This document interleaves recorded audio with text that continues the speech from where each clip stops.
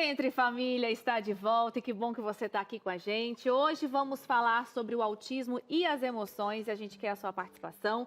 Portanto, hoje é aquele programa, né, Cris, para você tirar dúvidas sobre esse assunto. Lembrando, como o Cris comentou, nós temos uma especialista aqui para falar, temos uma mãe que também pode compartilhar as experiências com você, mamãe, aí do outro lado da telinha. Bora! Vamos agora aqui numa mais família receber impossível, né? Porque a gente tem uma história Então. familiar, uma especialista familiar, uma mãe apaixonada, dedicada, que inclusive, né, escreveu um livro que a gente quer saber como que surgiu essa ideia. Vamos apresentar essa família aqui, Suzane? Vamos apresentar. Eu acho que no começo você falou sobre a Luísa ser vó e tal, mas você não comentou que elas têm um parentesco entre elas. Então a gente tem a nossa especialista, que é a neuropsicopedagoga, tá? Que é a Luísa Oliveira, tá aqui com a gente. E ela trouxe também a nora dela, né, que é mamãe de 2 autistas, e escreveu esse livro maravilhoso. Tenho aqui a Raquel Vieira, ela é enfermeira e mamãe da Alana e do Natan. Meninas, sejam bem-vindas. Olá, muito obrigada. Obrigada por esse privilégio de trazer esse assunto que é tão importante, né? Vamos começar então aqui com a Luísa, para a gente tentar dar esse preâmbulo, né, assim, sobre o que é o autismo, quais são as características. A gente já falou aqui, Luísa, algumas vezes sobre esse assunto, mas sempre tem gente chegando, né, aqui no Entre Família, e acho que seria bom a gente dar esse contexto antes da gente começar a nossa discussão. Ok. Bem, o autismo, ele é um problema neurológico, né? Ele é de ordem neurológica. Então, as pessoas perguntam, mas não tem carinha de que tem algum problema. Não aparece nada na face porque ele é neurológico. E as características, elas aparecem nas ações. Porque dependendo do local em que esse cérebro foi afetado, nas conexões, é que vai aparecer, né, nas ações. Então, vamos dar um exemplo lá. Uma criança que tem dificuldade de olhar nos olhos, não é? Às vezes ele não consegue. Se olha rapidamente, né? Ele não consegue, às vezes, expor o sentimento deles, ele se irrita facilmente. Tem questões também sensoriais muito importantes que alguns deles têm. Audição, né? Isso, audição.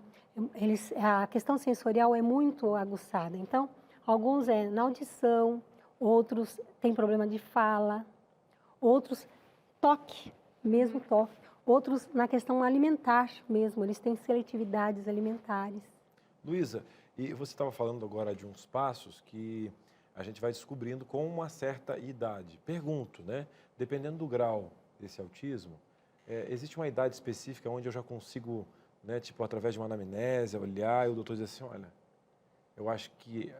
Porque é no decorrer de algumas ações e como são questões, digamos assim, de várias disciplinas, multidisciplinar às vezes a questão, como que funciona essa rede multidisciplinar para chegar no diagnóstico e que idade? Olha, às vezes você consegue diagnosticar de bebezinho. Vou dar um exemplo bem simples. Um bebê, normalmente, quando nós estamos amamentando, ele fica olhando no olhinho da mamãe, puxando o cabelo, esse tipo de coisa. Tem criança que você já percebe, não olha para a mamãe, sabe? Se olha rapidamente, você já acha estranho. Outros bebês, às vezes, você coloca no berço do jeito que você põe, ele fica. Ele não tem movimentos diferentes, ele não assim, aceita o seu chamado, parece que ele não está ouvindo, você já começa a perceber. No entanto, algumas crianças nascem sem problema nenhum. Só que o nosso cérebro, nós, no primeiro ano de vida, recebemos muitas estimulações, né? Muitas estimulações. E é necessário fazer uma limpeza. Deus preparou de tal forma que o nosso próprio organismo faz essa limpeza. Então, isso é chamado de poda neural. Então, o que acontece? Às vezes a criança nasceu sem problema nenhum, e quando foi por volta dos 18 meses, mais ou menos, que deveria acontecer a poda neural e não aconteceu, a criança já estava desenvolvendo a fala, andando normal, estava sem problema nenhum, de repente ela começa a regredir. Aí os pais estranham, o que aconteceu? Falava, não consegue falar mais, batia a palminha, dava tchauzinho, não faz mais isso. Então essas questões, elas já fazem um alerta para que nós estejamos procurando especialistas para essa avaliação multidisciplinar. Muito bem. Acho que agora seria interessante a gente saber da Raquel, né, Cris, que está aqui com a gente, para contar essa experiência. A Luísa colocou essa questão técnica e a gente quer saber dessa mamãe que viveu na prática essa experiência. Como que foi para você do primeiro filho, que é o Natan, Natan. que tem 5 anos, que foi uma primeira experiência, né? Então, Uhum. eu imagino que com a Lana foi diferente. Como que foi quando você começou a observar esses primeiros sinais, assim, que acendeu um alerta para você? Os dois realmente, por conta de ser um espectro, eles foram bem diferentes mesmo, né? Porque o espectro é quando você tem várias variações dentro do autismo, né? Então, os dois foram bem diferentes. Então, o Natan, ele apresentou mais sintomas do que a Lana, por exemplo, né? Então, o Natan, por exemplo, teve bastante problema de sono, seletividade alimentar. Essa seletividade, perdão, que tipo, ele Da não come seletividade? glúten, lactose, uma coisa assim? Não, ou Escolher o não. que É a quer comer. questão de Questão ser pastoso. sensorial. Ah, textura. Isso, a textura do alimento. cheiro, cor. Exatamente. Entendi. Então, por exemplo, ele tinha muita... com frutas, não comia nenhuma fruta. Eu falava assim, gente, como assim? Uma criança que não gosta de banana? Então, assim, era a textura da banana. A gente que geralmente dá aquela bananinha amassada, Amassadinha. né? Então, de jeito nenhum. Ele nauseava. E eu achava super estranho. Então, a seletividade alimentar dele me chamava bastante atenção. Outra coisa que me chamou muita atenção foi a questão das birras, assim, muito chorão, uma criança bem chorosa.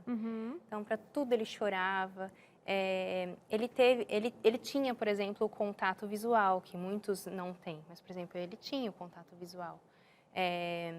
Então, assim, essas coisas que foram me chamando a atenção, essa questão da birra foi muito intensa para mim. Eu falava assim, gente, que criança mal educada. Que é isso? Eu não estou conseguindo educar ele. Como assim? Tipo assim, porque ele se jogava no chão por situações assim que não faziam sentido, entendeu? Ele tinha muitos comportamentos inadequados que me chamavam a atenção e eu não entendi. Isso foi no primeiro ano, sim. Foi no primeiro ano, até que de repente vem a fase da fala e a fala não foi acontecendo, né? E tinha palavrinhas, mas sempre com uma pronúncia bem ruim, né? Articulação bem ruim. E a gente achava que era por conta do bilinguismo, né? Que a gente sempre teve as duas línguas lá em casa. Eu moro no Canadá, né? E aí sempre teve as duas línguas lá em casa, né? O português e o né? inglês. Que quando a criança está com dois idiomas, talvez retarde um pouco a fala. Diz que, né? Isso, mas assim, então tinha essa dúvida, né? Hoje eu já entendo que não necessariamente existe essa questão do atraso. E Raquel, por exemplo, né, você tem o pediatra da família, aí você vai, como é uma rede multidisciplinar, que você vai somando as anamnésias de cada área para isso, qual foi a tua jornada? Cris, eu tinha um pediatra que me indicou para o fono, não foi assim? Não foi assim. A história foi com a minha sogra. Ali entrou a especialista claro na que, área. por isso que ela está aqui, né? E essa é Faz uma hora, parte da história. às vezes até delicada, né, Luísa? Porque agora não é uma questão de vocês duas, por exemplo, uma questão técnica, né?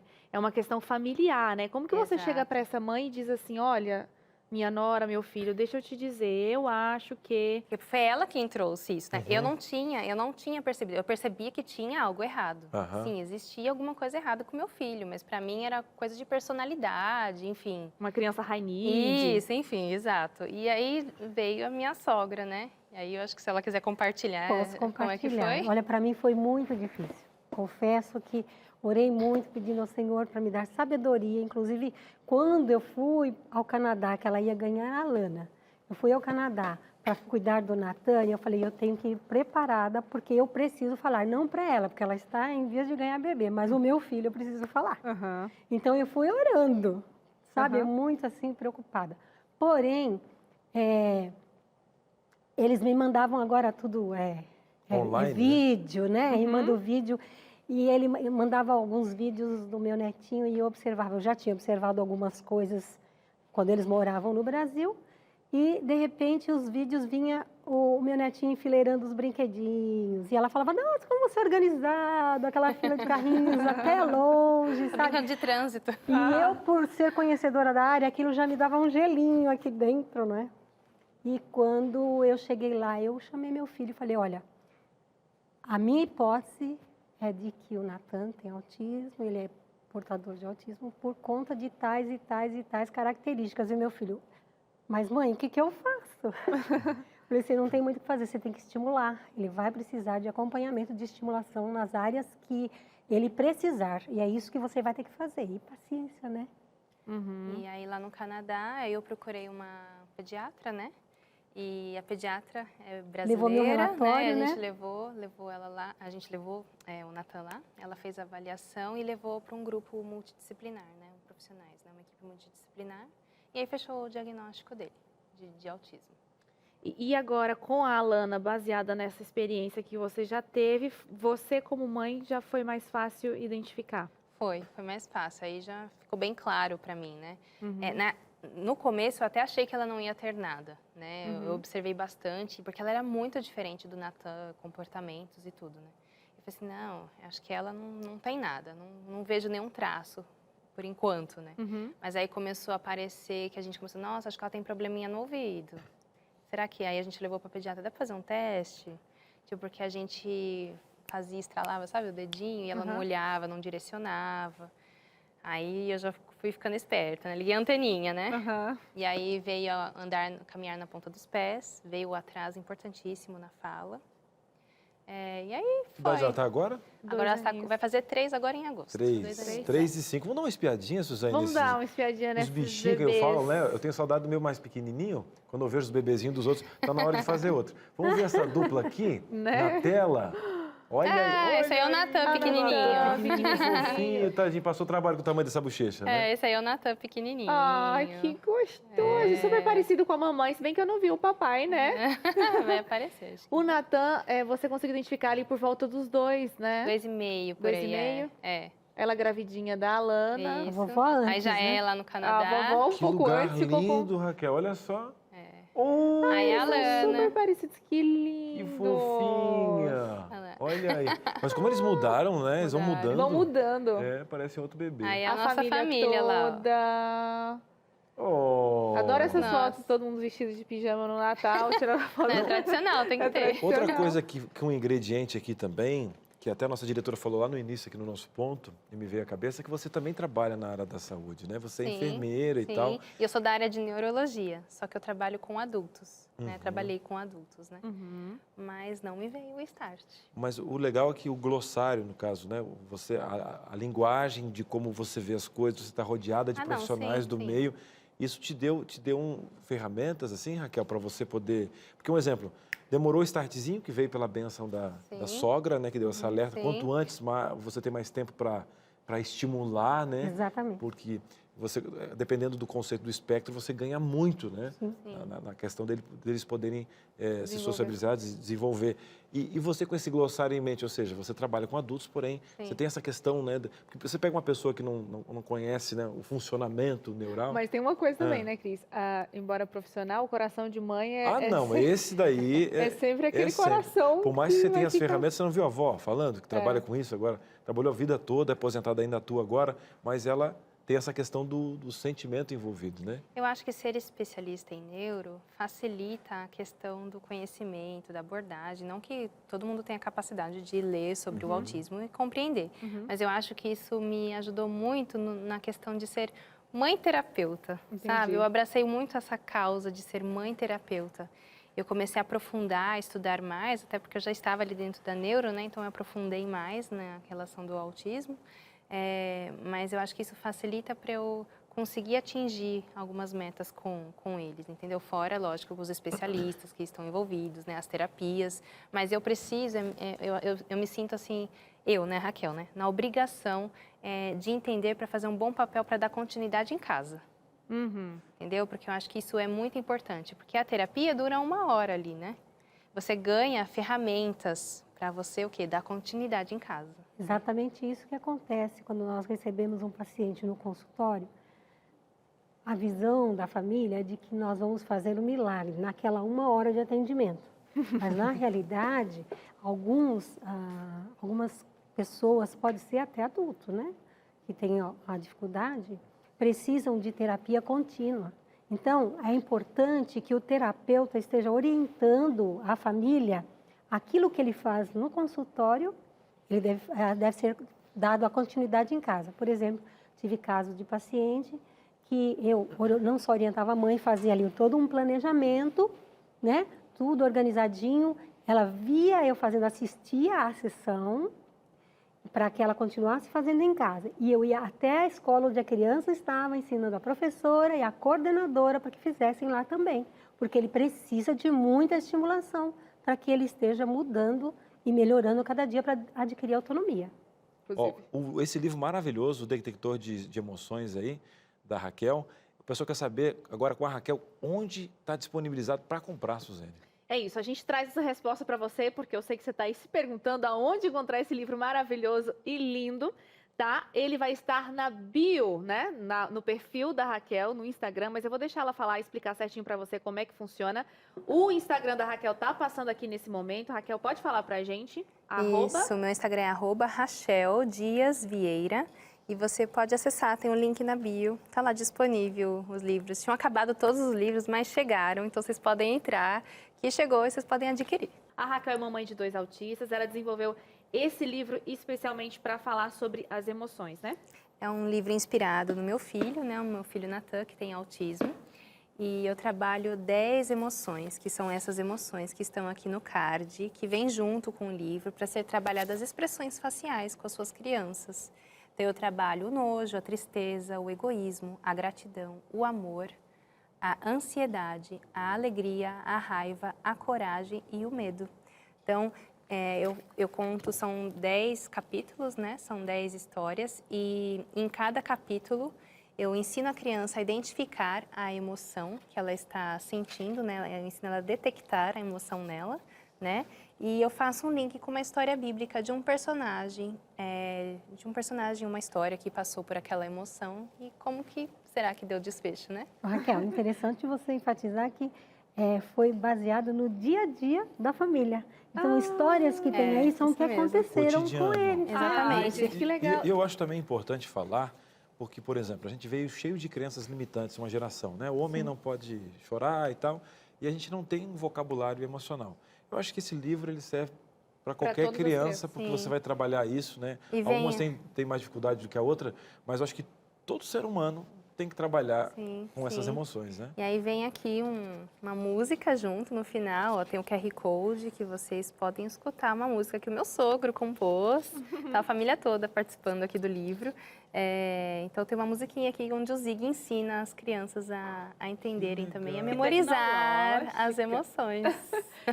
E, gente, só lembrando que esse livro são para todas as crianças, né? Todas as crianças típicas, atípicas, porque as emoções elas precisam ser ensinadas, né? Preparada, então, todas aqui para as perguntas? Vamos ver. Vamos à primeira interação dessa tarde. Na tela, Maria do Carmo, Cris. Olha só, ela fala, meu filho Miguel, de 11 anos, tem autismo e começou a ter seletividade alimentar, que eu aprendi hoje nessa questão da textura. Antes tinha compulsão alimentar. Essa fase normalmente passa. Vamos à nossa especialista aqui. Outra dúvida. Comparando com os amiguinhos da idade dele, percebo que ele é muito dependente, precisa de ajuda para fazer tudo. É normal? Aí temos 2 perguntas aqui para a nossa especialista. E a mamãe, ela tem justamente essa balança no coração dela, né, de estar comparando, vendo. E quando ela ouve de uma profissional, ela quer saber se ela está fazendo certo, aquela questão exato. toda. Eu acho que é mais ou menos o sentimento que você deve ter no seu consultório, né? Sim. Em relação à seletividade alimentar, nada melhor do que realmente a família que está ali no dia a dia. E percebendo o que é que ele gosta, o que é que ele rejeita, e estar trabalhando isso de modo a oferecer àquele indivíduo o que ele aceita. Só que nós sabemos que nosso organismo precisa de várias vitaminas. Isso. E, por exemplo, ele não come determinadas coisas de coloração verde. O que fazer? Tem que ir introduzindo lentamente junto com uma que ele gosta. Então, por exemplo, eu me especializei em aba, e ali no aba a gente orienta as mães em relação a algumas coisas. E uma delas é essa, na seletividade alimentar, então ele não gosta de coisa verde. Luísa, o que seria essa sua especialização do ABA? Aba É. é uma ciência que trabalha para estimulação específica, não é só com autismo, mas principalmente com autismo, para desenvolver habilidades que esse indivíduo não tem. Muito legal. Tá? Então, por exemplo, alguns autistas, eles não conseguem escovar os dentes, eles não conseguem pentear o cabelo, tomar banho, então a gente vai ensinar. No consultório, a gente vai criar esses momentos. Eu achei até muito interessante, porque a dinâmica mostrou como que muitas vezes a gente faz no consultório. Brincando com a criança. né? E muitas vezes a gente pede para a mãe trazer um alimento e lá no consultório a gente vai ensinar a criança a se alimentar. Eu fiquei muito feliz. Ensinar a mamãe também, né? Sim, ensinar a mamãe, porque o que acontece? Muitas vezes a mãe, por excesso de zelo e de amor, o que ela faz? Ela faz pela criança e não deixa a criança desenvolver. Então, o especialista em aba ajuda nesse sentido, tá? E aí, dando a resposta ali para aquela senhora. Então, ela tem que ir introduzindo lentamente aquele alimento que ele não gosta junto com o que ele gosta. E à medida que ele vai aceitando, ela vai aumentando a proporção. Posso falar minha experiência como mãe? Então, assim, o Natan tem a questão da seletividade e até hoje, né? Então, por exemplo, de repente virou a chavinha e não quer mais saber de legumes. Mas nada, assim, de legumes. Não pode ter legumes. Mas eu descobri que o brócolis cozido ele não come. Mas eu descobri que o cru ele come.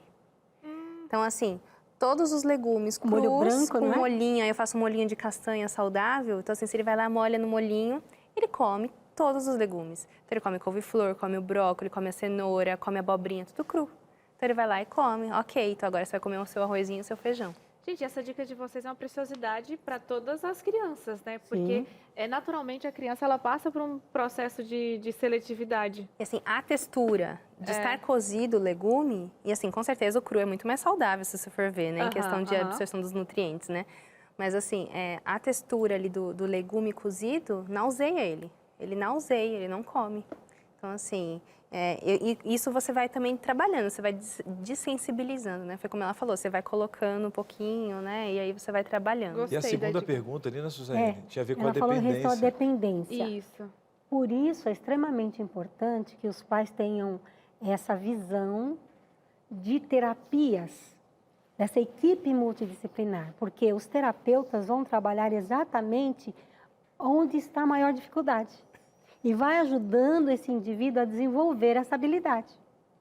Entendeu? Quando ela pergunta, Luísa, se é normal essa dependência aos 11 anos em comparação com outras crianças, está super dentro do esperado, né? Está dentro, inclusive assim, nós temos que analisar do ponto de vista que é alguém que precisa de uma ajuda especial e que, de repente, não teve as estimulações necessárias desde cedo. Quando nós falamos aqui, a priori, do diagnóstico precoce, é fundamental. Quando você faz um diagnóstico mais cedo possível, você já começa a fazer as estimulações. Então, qual é a tendência?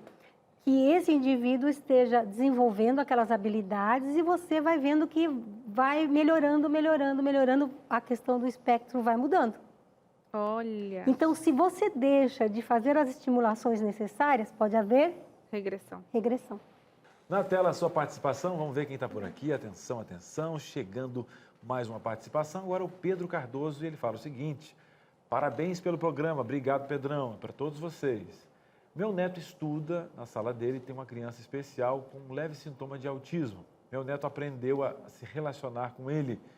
Muito legal essa questão da sociabilidade. Queria perguntar para você aqui, a mamãe, né? Raquel, a importância de você como mãe, né, criar esse ambiente, prepará-lo para a sociabilização, mas também nós temos uma sociedade que também está pronta para receber isso. Fale para mim desses dois pilares para a gente aqui. Olha, a socialização é muito importante. Eu fiquei feliz de ver que o coleguinha lá, né, dá atenção pro garotinho que tem autismo, né? Porque isso conforta o coração da mãe, né? Porque eles têm muita dificuldade de socializar, de criar vínculos, né? Então, assim, porque muitas vezes, como eles têm um determinado assunto que eles gostam muito, então eu vou citar aqui o hiperfoco, né? Então, o que é o hiperfoco? A criança autista, quando ela cria um hiperfoco, ela foca demais num determinado assunto. Então, meu filho, por exemplo, no momento, ele está com as histórias das cobras, né? Então, ele sabe tudo de cobra, sabe as espécies, sabe qual que tem veneno, onde que vive, enfim, onde que encontra. Vê documentário. Vê documentários. Ele assiste, senta lá e pede para ver documentários. Não, filho, vamos ver desenho. Não, eu quero ver o documentário. Eu gosto de ver documentários. Então, assim, ele aprofunda o assunto, né? Então, isso, na socialização, é muito difícil para ele. Porque quando ele vai brincar, ele não vai brincar, né? Ele vai sentar e vai falar assim, escuta, você sabia que a Naja, sabe assim? Então, ele não socializa como as outras crianças. Ah, vamos brincar de carrinho, vamos brincar de pega-pega, vamos... Ele até tenta, né? Mas chega um determinado momento que ele quer entrar no assunto do hiperfoco dele, né? Isso prejudica muito a socialização. E outra questão também, principalmente em relação ao meu neto, ele gosta muito de correr, hiperativo. Então, quando ele vê um amiguinho, você não me pega, você não me pega. Ele corre, o amiguinho, um correndo atrás do outro, o amiguinho cansa e o amiguinho não quer brincar mais, e aí ficam chateados, e aí a socialização não acontece. Ele não tem uma brincadeira, vamos dizer assim, funcional. Entendeu? Que é brincar, vamos brincar de pega-pega, agora vamos sentar e brincar de carrinho, entendeu? Então, ele não tem uma brincadeira funcional. Isso prejudica muito ele na socialização. E aí, obviamente, tem todo um trabalho também, assim como a gente falou sobre as emoções, a questão da socialização, ela também precisa ser estimulada, né, Luísa? Com certeza. Com certeza, isso não só no consultório, como a gente já falou. Toda a equipe multidisciplinar, porque normalmente o paciente vai precisar de uma fono, vai precisar de uma TO, vai precisar de uma psicóloga, de uma psicopedagoga, de um neurologista. Toda essa equipe tem que estar analisando a situação desse paciente, porque cada um é único. Né? E aí verificando onde é que precisa ser enfatizada a estimulação e trabalhar com eles. Então, em relação à socialização, por exemplo, o meu neto se socializa muito bem com adultos. Conversa com adulto e brinca e tal. Mas se for para nós jogarmos um joguinho, por exemplo, ele só quer ganhar. Entende? E se ele perde, ele não se sente Ele feliz. não sabe lidar direito Não com sabe lidar com essa emoção, essa frustração. E no dia a dia da criança, eles também precisam aprender a lidar com a frustração, até mesmo na brincadeira. Com certeza. Mas olha só, Luísa e Raquel, eu queria falar para o Natan que tem muito adulto que também não sabe lidar com essa frustração de perder. Então, né? Eu não sei porque eu nunca perdi para você, então não tem como lidar. Agora ela já perdeu. Você vai aprender, você está hoje, que tem adulto que não sabe. Eu não sei da experiência aqui com a Suzane, porque eu nunca perdi com a Suzane. Então, na verdade, ela sabe que já perdeu ao vivo no nosso programa, Natan. Não, então, eu só não podia perder a piadinha. Eu não podia perder a piadinha. Mas vamos lá na interação. Não pode perder a interação. Suzane, de onde está vindo a interação? Vamos ver se tem aqui, falando de onde é a região. A gente gosta de saber de onde você é, tá? Sempre que quiser colocar. Gideon Batista Costa. Gideon, boa tarde. Meu sobrinho é autista, mas conseguiu casar-se e levar uma vida quase normal, embora tenha deficiência auditiva. Desde criança, a mãe o incentivou a estudar. Ele evoluiu muito, porém ainda apresenta dificuldades de convivência. Legal o Gideon lançar essa questão, que a gente pode até, o programa está caminhando para o fim, para falar dessa fase adulta, que eu acho que é onde todos os pais temem, né, Cris, de como vai ser essa criança na vida adulta. Eu posso deixar ir livremente viver a sua vida independente? É verdade. Veja bem, se houver desde cedo as estimulações, os direcionamentos, o desenvolvimento das habilidades necessárias nas quais ele tem dificuldade, ele pode sim ter uma vida, vamos dizer, dentro da normalidade, tá? Mas precisa ser conduzido, não pode deixar, precisa ser conduzido. Então, muitos, inclusive os que têm inteligência acima da média, né? Muitos deles têm inteligência acima da média, eles estudam, fazem faculdade, são profissionais, se casam, têm suas famílias, né? Mas o olhar da família, deste indivíduo, desde cedo, tem que estar apurada para ajudar as estimulações necessárias. E é o que a Raquel comentou aqui, né? Se você para com esses estímulos, né, você vê claramente... Pode ter regressão. Meu filho, por exemplo, é o nível 1, né? Então, se eu não trago as estimulações, ele pode sim ir para o nível 2. Agora, o que eu queria trazer para vocês também aqui, que eu estava pensando, para essa mãe que está em casa um pouquinho, talvez sem ter as ferramentas, tendo já não é fácil, como que ela podia ser acolhida? Às vezes essa mãe está um pouco cansada, né? E às vezes não tem condições de um profissional para poder conduzir, e aí você vai adaptando conforme o amor e a disposição dessa mãe. Eu queria que vocês aqui, como vó, como mãe, como profissional também da área, uma neuropsicopedagoga, pudessem dar um recado final agora para a gente acolher essa mãe aqui, para a gente poder fazer com que esse programa seja um start para ela seguir um caminho onde as coisas sejam mais suaves, para ela poder relaxar um pouquinho. Vou falar como mãe. Tá. Como mãe, eu vou dizer assim, que é super importante. Eu sei que existe a fase do luto em relação ao diagnóstico, né? Mas é muito importante que a mãe consiga sair logo dessa fase, porque o seu filho depende disso, né? Precisa muito de você como mãe, para levá-lo, para estimular, né? Porque a sua criança precisa disso. Então, assim, não demore para procurar, né, ajuda. Não, tem muitas mães que têm medo, né? Tipo assim, não, vai ficar tudo bem, né? E não procura ajuda, né? Porque tem medo, né, do que vai acontecer, né? Então, eu acho que é muito importante a mãe não ter medo, enfrentar e buscar ajuda, porque isso vai fazer toda a diferença para o filho dela.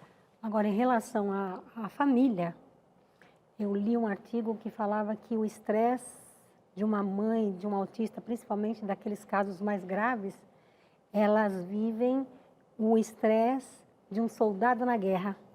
Olha que coisa séria. Então, essas famílias precisam ser acolhidas. Muitas vezes, os pais precisam de terapia para aprender a lidar com a situação, porque eles ficam estressados com aquilo, não é? Eles ficam estressados, às vezes já não basta o cotidiano, o dia a dia tem um monte de coisa e você tem que ter paciência e às vezes você não tem paciência e você acaba somatizando na sua vida alguma coisa por conta desse contexto. Então, é importante que as mães, e infelizmente, nós vamos dizer aqui, muitos pais, os homens, não têm coragem de enfrentar a situação e às vezes até abandona a família e a mãe fica com toda aquela carga. Existe uma ONG aqui em São Paulo que tem um acolhimento para essas mães, né? E essas mães, geralmente 80% delas são abandonadas pelo companheiro. 80%? 80%. Uau. Então, assim, elas às vezes não conseguem fazer uma unha, não conseguem cortar um cabelo, não tem comida em casa, sabe assim? E existe um auxílio, né? Aqui em São Paulo, né? Existe esse auxílio que eu conheço a pessoa responsável. Mas, assim, é 80%, é um número muito alto, né? Imagina que tristeza isso, né? Então, assim, as mães muitas vezes caminham sozinhas nessa jornada. E é isso aí, Suzane. E um programa como esse serve como presente, né? Essas mães agora. Sim, fiquei bastante reflexiva aqui no final, acho que com esse dado, assim, com esse número de 80%, é muito doloroso saber disso, e eu imagino que talvez muitas mulheres que assistam a gente passem por essa situação. Qualquer dúvida nesse sentido, a gente vai deixar aqui também o Instagram da Raquel, que pode orientar melhor sobre essa ONG, se você precisar de alguma ajuda, tá bom? A gente vai encerrar o programa com uma última interação, e eu acho que tem foto até aqui. Lê aí pra mim, Cris. Olha só, é ali. Tem um autista que é maravilhoso, super querido, carinhoso, inteligente. Sinto-me representado por Deus. O nome dele é Guilherme. Vou fazer o seguinte, eu vou sentar do lado aqui dessas duas preciosidades. Para a gente acabar. despedir aqui. Olha, obrigado, viu, meninas? Voltem sempre, tá? Obrigada. Obrigado. Vamos terminar com o livrinho na mão. Suzane, faça propaganda aí, Suzane. Não, pera que Então você vem não aqui do pega esse ladinho. livro. Vem do ladinho, vem do ladinho. Vamos dar tchau aqui. Tchau, gente. Tchau. Tchau, obrigada. Abraço pra vocês. Aqui, ó, dá um pulinho no livro lá.